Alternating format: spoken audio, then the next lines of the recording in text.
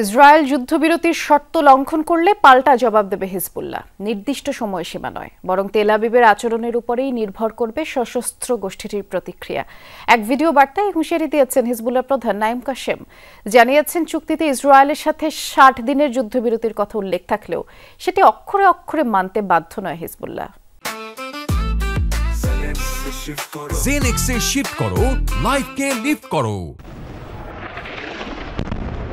দীর্ঘ 13 মাসের সংঘাতের পর গেল বছরের নভেম্বরে যুদ্ধবিরতিতে সম্মত হয় হিজবুল্লাহ ইসরায়েল। চুক্তি অনুযায়ী 60 দিনের মধ্যে দক্ষিণ লেবানন থেকে সেনা প্রত্যাহারের কথা নেতানিয়াহু প্রশাসনের। হামলা বন্ধ করবে উভয় পক্ষ, মধ্যস্থতায় ফ্রান্স ও যুক্তরাষ্ট্র। যুদ্ধবিরতি 2 মাসে করালেও চুক্তির বাস্তবায়ন এখনও অন্ধকারী। নির্ধারিত সময়ের মধ্যে পূরণ হচ্ছে না শর্তসমূহ। হিজবুল্লাহর তরফ থেকেও এলো কঠোর হুঁশিয়ারি। গোষ্ঠীটি বলছে, যুদ্ধবিরতি কার্যকরে তারা চুপচাপ থাকলেও উল্লেখিত সময়সীমা মানতে বাধ্য নয় তারা। চুক্তিতে থাকুক আর না থাকুক এমন কোনো সময়রেখা নেই যা প্রতিরোধ বাহিনীর কার্যক্রমে প্রভাব ফেলবে। আমরা আগেও বলেছি, হিজবুল্লাহ ইসরায়েলকে চুক্তি কার্যকরের সুযোগ দিচ্ছে, নিজেদের ধৈর্যের পরিচয় দিচ্ছি।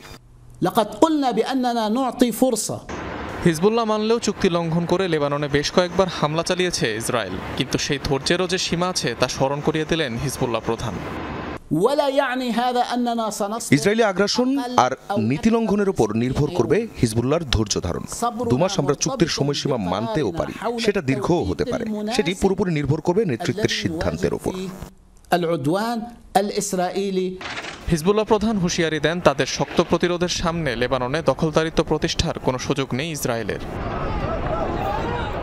অনিক রহমান, যমুনা নিউজ।